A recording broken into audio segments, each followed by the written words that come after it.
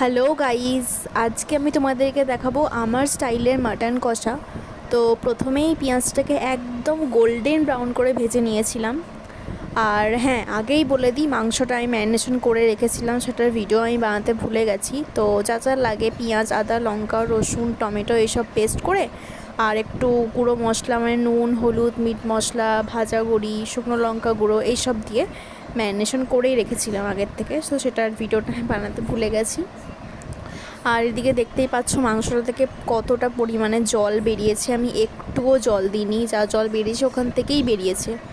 আর মাংসটা যখন একদম তেল ছাড়া হয়ে গেছিলো, একদম কষা কষা ভাব যেটা হয় সেটা হয়ে গেছিলো, তখন আমাকে দিদা বলছিল যে একটু আমাকে দে, আমি টেস্ট করব মাংসটা।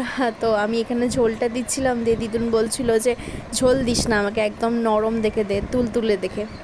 তো তখন একটা নরম তুলতুলে পিস দেখে দিয়েছি।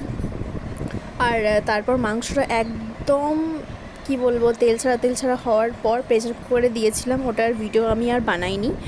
তো জানিও কেমন লাগলো, যদি ভালো লাগে তো লাইক আর সাবস্ক্রাইব করে দিও।